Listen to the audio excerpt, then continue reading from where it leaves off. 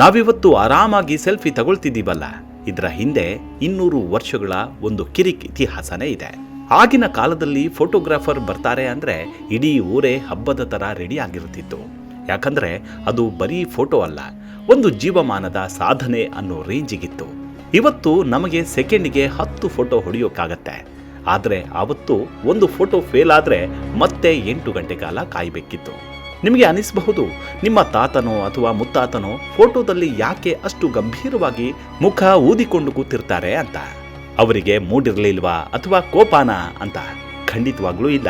ಆ 15-20 ನಿಮಿಷಗಳ ಕಾಲ ನಗುಮುಖ ಇಟ್ಕೊಂಡು ಕಲ್ಲಿನ ಥರ ಕೂರೋದು ಸಾಕ್ಷಾತ್ ಯಮನಿಗೂ ಸಾಧ್ಯವಿರಲಿಲ್ಲ. ಅಷ್ಟೇ ಯಾಕೆ, ಜನರು ಅಲುಗಾಡಬಾರ್ದು ಅಂತ ಅವರ ಕುತ್ತಿಗೆಗೆ ಹಿಂದುಗಡೆಯಿಂದ ಕಬ್ಬಿಣದ ಸ್ಟ್ಯಾಂಡ್ ಹಾಕಿ ಫಿಕ್ಸ್ ಮಾಡ್ತಿದ್ರು ಅಂದರೆ ನೀವು ನಂಬಲೇಬೇಕು. ಇವತ್ತು ನಮ್ಮ ಫೋನ್ನಲ್ಲಿ ಫಿಲ್ಟರ್ ಹಾಕಿದ್ರೆ ಫೋಟೋ ಕಲರ್ಫುಲ್ ಆಗತ್ತೆ. ಆದರೆ ಆವತ್ತು ಕಲರ್ ಫೋಟೋ ಕನಸಿನ ಮಾತಾಗಿತ್ತು.